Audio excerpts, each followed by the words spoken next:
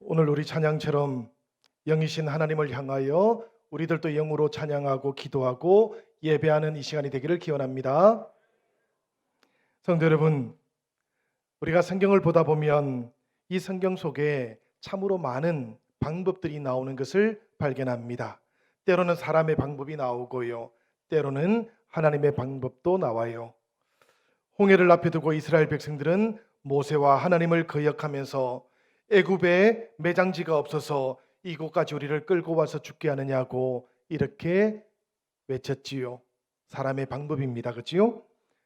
이런 이스라엘 백성들을 향해서 하나님께서는 모세를 통해서 위기를 이길 수 있는 하나님의 방법도 알려주셨어요.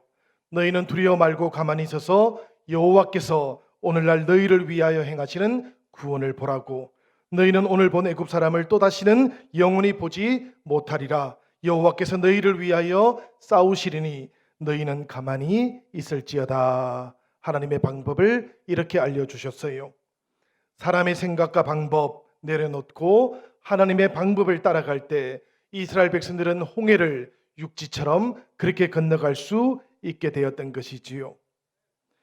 우리가 시돈 땅 사르밧 가부를 생각해 봅니다. 심한 기근이 들었어요. 그 집에 가루 한 줌밖에 남지를 않았습니다. 배고파 있던 아들을 바라보면서 떡을 하나 만들어서 이 아들에게 먹이고 이제 이 땅에서의 삶은 마무리를 해야 되겠다, 그렇게 생각을 했지요. 그래서 나뭇가지를 줍고 있다가 하나님의 사람 엘리야를 만나게 되었습니다. 이 엘리야는 사르밧 가부에게 떡을 만들어서 먼저 자기에게 가져다 먹이면 여호와께서 비를 지면에 내리는 날까지 그 통의 가루가 다하지 않게 될 것이고 그 병의 기름도 없어지지 아니할 것이다라고 그렇게 하나님의 뜻을 알려주었어요. 이 사르밧 가부 엘리야의 말 앞에서 고민을 했습니다마는 마지막 떡을 배고파하는 아들에게 먹일까 하나님의 사람에게 대접할까 그런 생각을 하다가 사람의 생각을 택하지 않고 하나님의 뜻을 따르게 되었지요. 그러했더니 이 사르밧 가부는 하나님의 말씀대로 3년 6개월 동안 그 통의 가루가 다하지 않는 것을 체험할 수가 있었고요, 그 병의 기름도 없어지지 않는 것을 체험할 수 있게 되었어요. 홍해를 앞에 두고 바다에 길을 내셨던 분, 바벨론에서 돌아올 때 이 하나님께서는 사막에 대로를 내어주셨습니다. 그리고는 그 길을 가리켜서 거룩의 길이라고 부르면서 아무리 어리석고 때때로 길을 잃어버렸던 이스라엘 백성이라고 할지라도 이 하나님께서 내어주셨던 거룩의 길을 걷기만 하면 하나님께서 허락하시는 그 약속의 땅으로 다시 돌아올 수 있도록 해주셨어요. 사람을 사랑하셔서 몸이 되셨고 땅으로 찾아와 주셨던 것도 돌아보면 하나님의 방법이셨지요. 그래서 우리 구주 예수 그리스도는 우리들을 향하신 하나님 사랑의 가장 절정이 되시는 분이시기도 한 것입니다. 우리 주님께서는 아픈 사람을 만나면 마음이 먼저 움직이셨어요. 상처 입은 사람을 만나면 상처 입은 치유자가 되셨고 그 상처를 알아봐 주시는 분이 되셨습니다.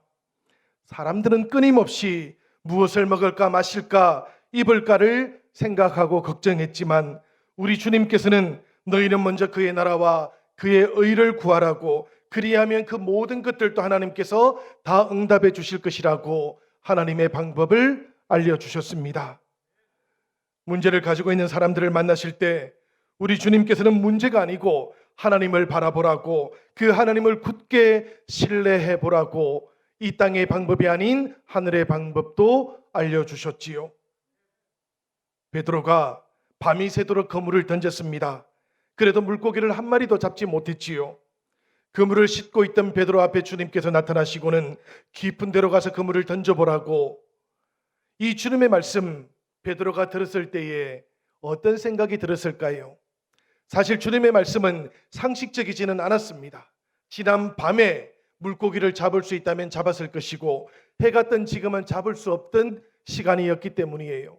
그런데도 주님께서는 깊은 곳에 가서 그물을 던져보라고, 한번 시도해 보라고 이렇게 말씀을 해주셨던 겁니다. 업으로 살았던 베드로의 모든 경험하고는 상반되고 도저히 잡힐 것 같지 않았지만 베드로 이 주님의 음성을 듣고는 자기 생각을 내려놓습니다. 말씀에 의지해서 그물을 내려보겠습니다. 그렇게 결정했을 때 우리 주님께서는 그물이 찢어질 만큼 많은 물고기를 허락해 주셨어요. 성도 여러분, 그물을 던졌던 방향이 문제인 것은 아닙니다. 나의 방법을 내려놓고 주님의 방법을 따랐기 때문이에요. 우리들도 인생을 살아가는 동안에 나의 방법, 세상의 방법이 아니고 길이요 진리요 생명이 되시는 우리 주님의 방법을 잘 선택할 수 있으면 좋겠습니다. 그리고 우리 주님의 방법 잘 의지하며 모든 길들이 형통의 길로 이어지기를 주님의 이름으로 축복합니다. 성도 여러분, 오늘 우리가 봉독했던 마가복음 6장도 보시면 이 주님의 방법이 나오고 있어요. 주님의 방법이 제자들의 방법, 사람들의 방법과 대비되면서 나오고 있는 겁니다. 예수님께서는 12제자들을 짝을 지어서 파송을 했었지요. 그리고 그 파송을 했던 그 모든 곳에서 기적을 행하기도 하셨고, 그리고 전도를 하기도 하셨습니다. 그런데 주님께서 이 제자들을 보내어 주셨을 때 하나님께서도 이 제자들과 함께 동행하고 계셨던 거예요. 그리고 때때로 필요한 것들은 늘 채워주셨던 것이지요. 그래서 제자들은 열매를 풍성하게 거둘 수가 있었어요. 알지 못하는 사람들을 만났을 때에도 하늘의 기적을 베풀 수가 있었고요. 그러다 보니 제자들 마음이 기뻐졌습니다. 놀라웠습니다. 흥분도 되었어요. 그 기쁜 마음을 가지고 주님께로 다시 돌아오게 되었던 것이지요. 우리들 가정과 일상을 돌아봅니다. 주님께서 우리들을 보내셨던 모든 곳들도 돌아봅니다. 우리 주님, 우리들을 홀로 보내지 않으셨어요. 우리 주님께서 우리를 보내신 그 모든 곳들 가운데에는 하나님의 영이신 성령님도 우리들과 함께하고 계시는 것입니다. 우리와 함께 동행하시고 우리들 안에 내주하시는 이 성령님의 은혜와 역사하심이 나의 주권을 온전히 내어드릴 때 하나님의 역사하심으로 우리의 인생 가운데 찾아오고 있는 것이지요. 우리가 사도행전을 보면 성령님께서 임재하실 때 성령의 바람이 불어왔고요, 불의 혀 같은 것이 모든 사람들 위에 임하는 것을 보았습니다. 여기서 이 불의 혀라는 것은 불 같은 말씀이라는 뜻이기도 합니다. 성령님께서 임하실 때 불 같은 말씀이 우리들 가운데에도 임하시는 것이고, 그래서 우리들은 모두가 다 불 같은 성령을 받았다라고 말씀하는 것이지요. 파송받은 예수님의 제자들도 그와 같습니다. 동행하시는 하나님의 영의 인도함을 받았고 놀라운 하나님의 능력을 체험하게 되었던 것이지요. 이 일을 마치고 제자들 예수님께로 돌아왔어요.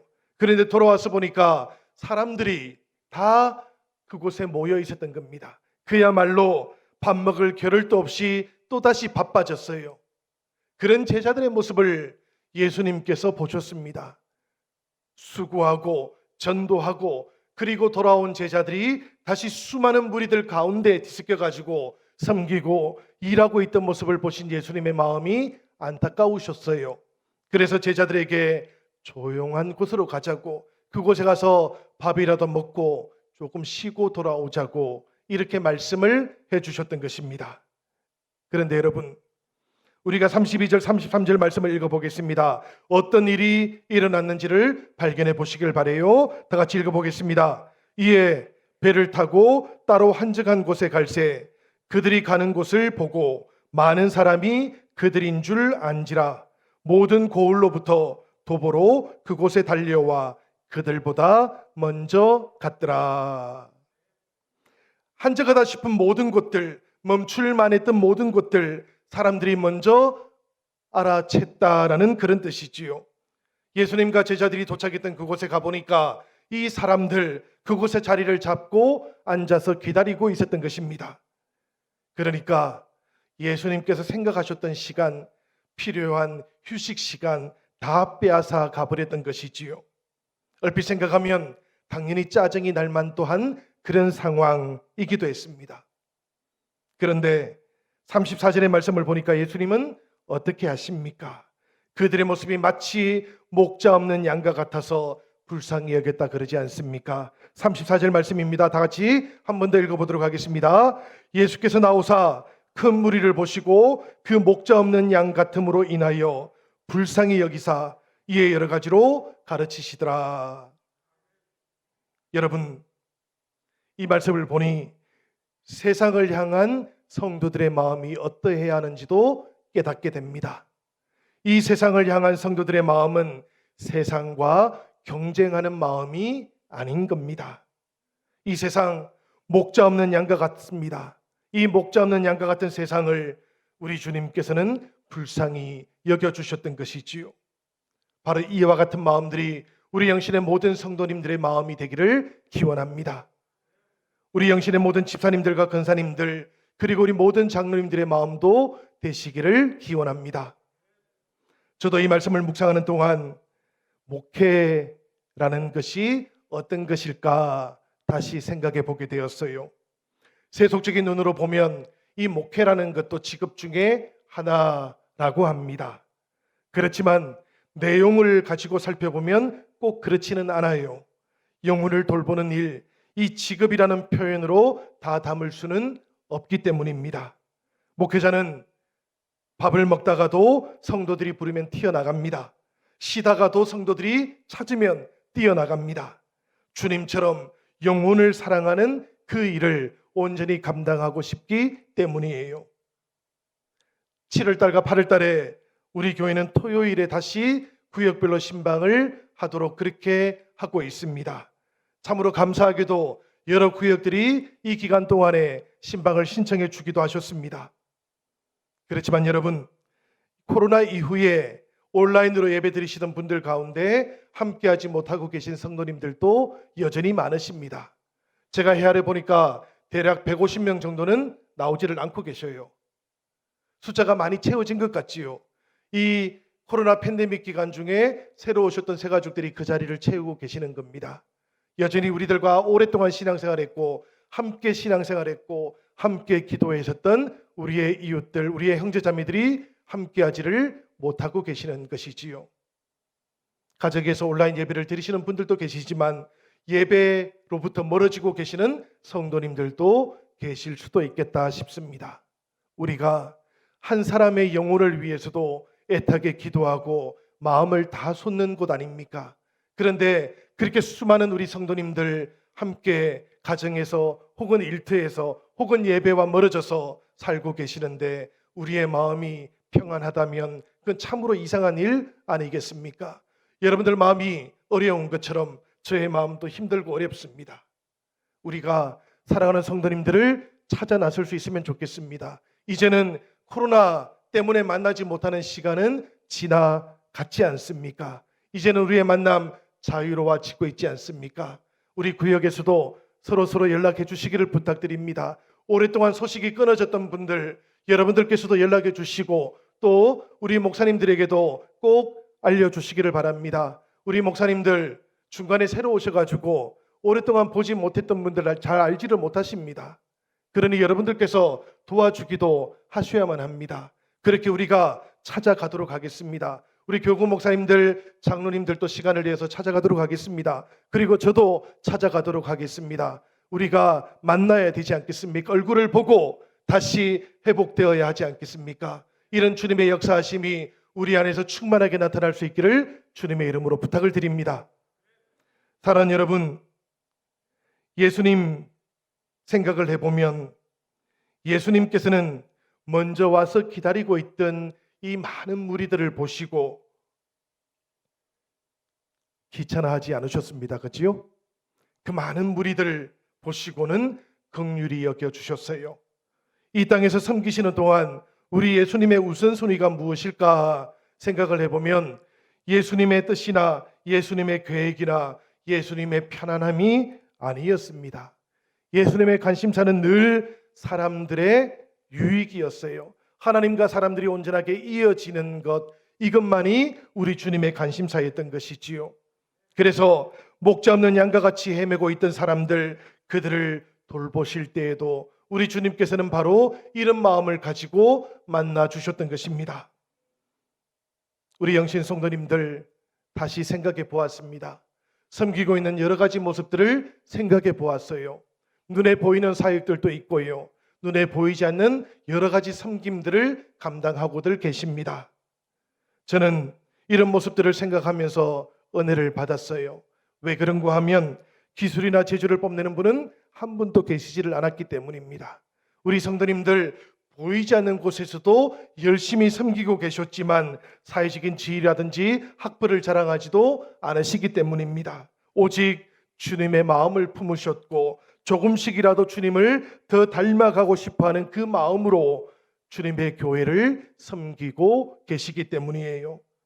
오늘 우리들 모두에게 그리고 여러분들 모두에게 섬기시는 그 사역들 위해 우리 주님께서 함께 하시는 오병이어의 기적이 아름답고 충만하게 나타나기를 주님의 이름으로 기원을 드립니다. 성도 여러분, 우리 예수님의 마음이 이러하셨는데요. 그런데 제자들의 마음은 어떠했을까요? 해가 저물어 가고 있었어요. 날이 어두워지고 있었어요. 배가 고팠어요. 예수님께서는 자기들을 불러가지고 조금 쉬라고, 여유를 조금 찾으라고 이렇게 말씀을 해주셨는데요. 그리고 난 다음에도 예수님께서는 그 수많은 무리들을 돌려보낼 생각은 전혀 하지를 않고 계셨던 것이지요. 35절과 36절을 보니까 이 제자들이 예수님께 찾아와서는 이렇게 여쭙고 있었던 겁니다. 35절 36절 제가 읽어보도록 하겠습니다. 때가 저물어 가매 제자들이 예수께 나와 여짜오되 이곳은 빈들이요 날도 저물어 가니 무리를 보내어 두루 촌과 마을로 가서 무엇을 사 먹게 하옵소서. 저 마을들로 보내가지고 이 촌에서도 저 촌에서도 무엇인가를 사 먹고 돌아오게 하면 어떻겠습니까? 이렇게 이야기를 했던 겁니다. 이렇게 말했던 이유는 너무 분명하지 않습니까? 제자들에게 자신들에게 먹을 것이 없었다는 그런 이야기지요. 공급해 줄 수 있는 그 어떤 것도 가지고 있지 않았다라는 그런 이야기입니다. 제자들의 상식이지요. 그리고 제자들이 가지고 있었던 염려와 걱정이기도 했지요. 이 수많은 사람들 어떻게 해야 될까? 그래서 마을로 보내어서 먹고 돌아올 수 있게 하면 어떨까요? 제자들의 수준이기도 했습니다. 사실은 제자들만의 수준은 아니고요. 우리들의 모습이기도 하지요. 우리들도 때때로 빨리 흩어지게 해서 밥을 다 먹고 나서 돌아오게 하면 어떻겠습니까? 오늘 예배가 끝났는데요. 갑자기 6층에서 식사가 제공이 안 된대요. 제가 여러분들에게 다들 나가서 식사들을 하고 돌아와서 구역 예배도 하시고 또 남아있는 모임도 하면 어떻겠습니까? 이렇게도 말씀드릴 수 있지 않겠습니까? 이것이 제자들의 모습이고 우리들의 모습이기도 하다라는 그런 뜻이에요. 그런데 예수님께서는 어떻게 대답을 하셨겠습니까, 여러분? 예수님의 대답은 제자들의 예상과는 바깥이었어요. 전혀 달랐어요. 보니까 너희가 그들에게 먹을 것을 주라. 아무것도 가지고 있지 않은데요, 제자들은 지금. 그런데 갑자기 너희가 먹을 것을 주라고 예수님 그렇게 말씀을 하셨던 것입니다. 때때로 우리가 성경을 읽다 보면 예수님과 제자들 생각이 다른 모습들을 만나게 됩니다. 그때 사람들의 상식, 사람들의 수준, 우리가 따라가면 예수님을 따라가는 것 믿는 것 어렵지는 않아요. 적당히 예배하면 되기 때문입니다. 적당히 헌금하면 되기 때문입니다. 적당히 남이 하는 대로, 세상이 하는 대로 따라가면 되기 때문이에요. 그렇지만 네가 먹을 것을 주라고 하셨던 예수님의 말씀은 이런 뜻은 아니지 않겠습니까? 오늘 성가대가 찬양했던 것처럼 영이신 하나님을 향하여 우리가 예배하고 찬양하고 기도한다면 우리도 마음과 뜻과 정성을 다해서 영으로 찬양하고 예배하고 기도해야 되지 않겠습니까? 예수님께서 너희에게 무엇이 있는지를 살펴보라 이렇게 말씀하십니다. 너희에게 필요한 것은 돈은 아니지만 너희에게 있는 것을 가지고 오는 것, 이것은 꼭 필요한 일이라고 그렇게 말씀해 주셨던 것이지요. 성도 여러분, 우리 주님께서 어린 아이의 도시락을 받으셨던 이유를 한번 떠올려 보시기를 바라요. 주님께서는 사실은 이 도시락이 없어도 사람들에게 먹을 것을 나누어 주실 수 있으셨습니다. 우리 주님께서는 그런 기적 가능하신 분이셔요. 그렇지만 그렇게 하고 나면 사람들은 저 옛날 광야의 만나처럼 기적은 체험하지만 결국에 그 모든 하나님의 은혜는 잊어버리는 겁니다. 예수님께서는 기적을 통해서 하나님의 나라를 알려주고 싶으셨던 거예요. 그런데 하나님의 나라는 다 사라져버리고 기적만 남게 된다면 사람들은 예수님을 붙잡아 가지고서라도 왕으로 세우려고 하지 않았겠습니까? 그래서 예수님께서는 제자들에게 이렇게 이야기를 했던 겁니다. 사람들 속에 무엇이 있는지를 살펴보아라. 어린 소년의 도시락을 받으셨던 예수님, 그 작은 도시락을 나누었던 어린 소년의 마음이 어떻게 하나님 나라를 세우는데 소중하게 사용되는지를 모든 사람들에게, 제자들에게, 그리고 오늘 우리들에게도 알려주고 계시는 것이지요. 성도 여러분, 우리가 가지고 있는 많은 것들 생각을 해봅니다. 이 많은 것들 나를 위해서 사용한 다음에는 사라지게 되어 있지요. 그런데 똑같은 것이라고 할지라도 우리 주님께 드려지고 우리 주님께서 그것을 사용하시면 나에게도 유익이 되고 또 수많은 사람들에게도 유익이 되기도 하는 겁니다. 때로는 드린 것보다 더 엄청난 것들을 우리들 모두가 나눌 수도 있게 되는 것이지요. 이것이 바로 주님의 방법이고 주님의 계산법이라는 것, 이것을 우리는 성경을 통해서 잘 알고 있습니다. 이 말씀을 들었던 제자들이 사람들 사이에 들어갔다가 돌아왔어요. 그리고 예수님께 와서는 이렇게 이야기를 합니다. 떡 5개와 물고기 2마리가 있습니다. 이렇게 대답했던 제자들의 대답의 의미는 이런 것 아닙니까? 이것은 한 사람의 식사밖에 되지 않지 않겠습니까? 그것도 아이가 가지고 온 것이라 터무니없이 작습니다. 여러분, 우리는 때때로 내가 가지고 있는 것 별것이 아니라고 생각을 해요. 어려운 문제를 해결할 때 내가 가지고 있는 것 아무것도 아니라고 그렇게 느끼기도 합니다. 그래서 포기하고 싶기도 하고요. 관두고 싶을 때도 있어요. 이것이 바로 요한복음 6장에 나왔던 안드레의 마음이기도 했습니다. 똑같은 사건을 요한복음에서는 6장에서 다루고 있는데요. 안드레가 이렇게 주님께 대답을 해요. 여기 한 아이가 있어 보리떡 5개와 물고기 2마리를 가지고 있나이다. 그러나 그것이 이 많은 사람에게 얼마나 되겠사옵나이까. 소용이 없다는 이야기입니다. 이 수많은 사람들 먹일 수 없다는 그런 뜻이지요. 그런데 여러분, 우리는 이 시점에서 반드시 기억해야 되는 것이 하나 있습니다. 우리 눈에는 아무리 적게 보인다고 할지라도, 우리가 생각하기에는 아무리 별것 아닌 것처럼 그렇게 보인다고 할지라도 이것이 전부가 아니라는 겁니다. 우리의 계산이 모든 것이 아니라는 거예요. 주님께서는 우리와는 다른 것을 보고 계시고 다른 길을 예비하고 계신다는 것입니다. 작고 보잘것없는 것이라 할지라도 주님 손에 맡겨지기만 하면 우리 주님께서는 우리의 상식, 우리의 계산을 초월해서 엄청난 결과를 가지고 오실 수도 있는 분이라는 것, 이것을 우리가 믿음으로 고백할 수 있기를 바랍니다. 이것을 가리켜서 신앙이라고 부르는 겁니다, 여러분. 이런 일들이 주님 통해서는 가능하다라고 믿는 것, 이것을 우리의 믿음의 고백이라고 부르는 것이지요. 그런데 제자들은 37절의 말씀을 보니까 이렇게 여쭙고 있습니다. 우리가 가서 200데나리온의 떡을 사다가 먹으리까. 200데나리온은 반년치의 월급이거든요. 우리에게 그런 돈이 없어요. 그리고 이것은 빈들판이에요. 가까운 마을에 가더라도 이 수많은 사람들을 먹일 만한 것은 없을 것 같아요. 참고 있던 감정이 폭발해버린 것일 수도 있겠습니다. 그런데 성도 여러분, 우리는 신앙의 길을 걸어가고 있다면 주님 없이 혼자서만 판단 내리지는 않을 수 있어야 됩니다. 자기 나름대로 다 재어보고 다 계산해보고 이런 일들은 일어날 수 없어 가능하지 않아, 이렇게 미리 판단하지 않으시기를 부탁드립니다. 이렇게 하면 괜찮고 저렇게 하면 불가능하다고 내가 미리 판단해버리는 대신에 주님 앞에 우리 주님께서 하신 그 방법 그대로 주님께 맡겨보시기를 바라요. 주님 손에 그것이 들어가게 해보시기를 바랍니다. 그리고 나면 우리 주님께서는 주님의 방법을 사용하실 것입니다. 우리가 41절부터 44절까지의 말씀을 보시면 우리 주님의 방법이 나오고 있지요.